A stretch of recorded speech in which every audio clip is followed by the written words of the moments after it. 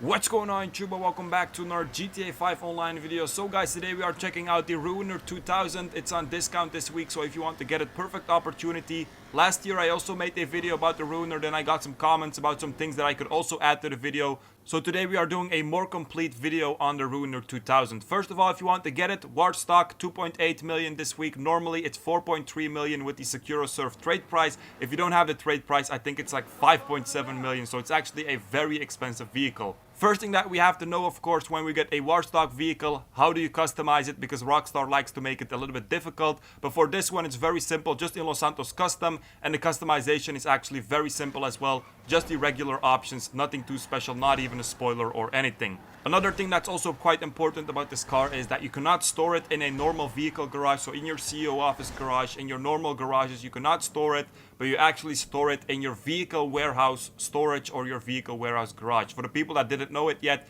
yes, you have a garage underneath your vehicle storage. And if you want to find it, it's basically when you're in your vehicle storage, looks like this. Over here, there is a door on the map. You can also see a garage sign. If you go downstairs, there is the garage. Now, the first thing we're going to look at with the Ruiner is the weapons. First of all, machine guns, not good. Like I always say, the aim is not good. It's dual machine guns, but still damage also not that good. So definitely not something that you're going to use if you're driving the Ruiner 2000.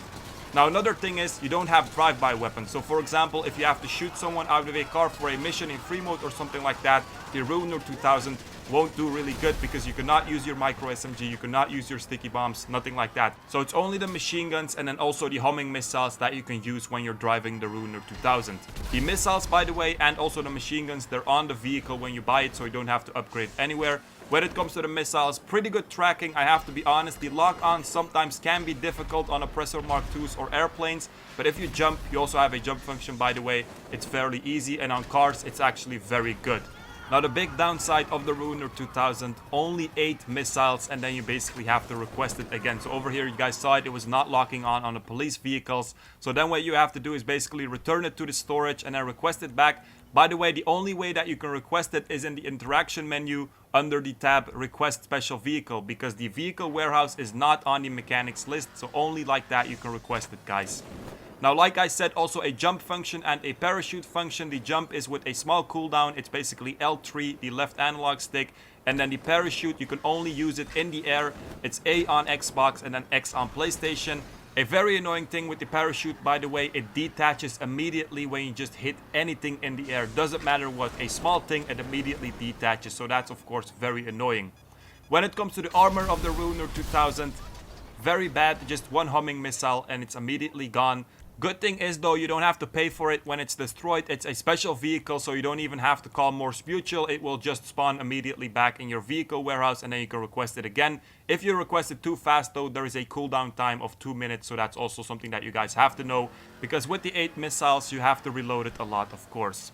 Now, the thing that I didn't mention in my last video about the Ruiner, and this is actually quite interesting, when you have a Ruiner 2000, you can also launch the VIP work called Fully Loaded. So if you're a CEO, if you go to the SecuroServe menu, VIP work, Fully Loaded will now be an option for you when you have the Ruiner 2000. Without it, if you don't have it, you cannot launch this. So when you start this mission, another Ruiner 2000 spawns for you, so you can actually use it in the mission. Basically, you have to destroy 10 turreted vehicles, but that's actually not important.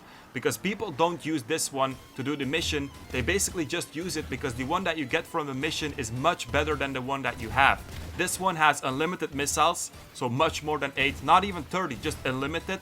And also the armor on this one is a lot better than the one that you have. I tested it out with my Oppressor Mark II, and I think it was like 11 missiles that it could take. So definitely a lot better. And when you destroy it, a new one actually still respawns immediately when you're still in the mission. The annoying thing is, of course, you can only use this better version during the VIP work. So the VIP work takes 20 minutes. After that, you have to restart it with a cooldown time. So you cannot always use this OP version. And also, during the 20 minutes, you have this annoying mission sound, mission music in your ear all the time.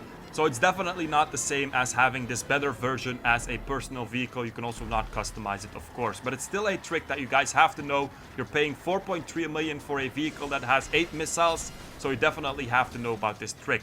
So once you have the OP version, of course, you can go ahead and go crazy. You can destroy all the Hydras and Oppressor Mark IIs that you can find. You can act like the hero in your lobby. And if you're doing a good job, you will receive nice messages like this, for example, that I got over here from the guy that I killed. that's basically it, guys. I would say the normal Ruiner 2000, not worth it anymore in my opinion. It's a nice vehicle, but only 8 missiles for 4.3 million. When it first was released 4 years ago, I think it was the only vehicle with missiles on it, so then of course people would pay this for it. But now you have like vehicles like the Scramjet or the Deluxe with 30 missiles on it, or the Vigilante. So it's definitely not worth it anymore to pay 4.3 million for a vehicle with 8 missiles. With the trick of the fully loaded, of course, that's something else, but it's still not the same, like I said. Of course, if you want to complete your collection of all weaponized and special vehicles in GTA, definitely go ahead and get it with the discount.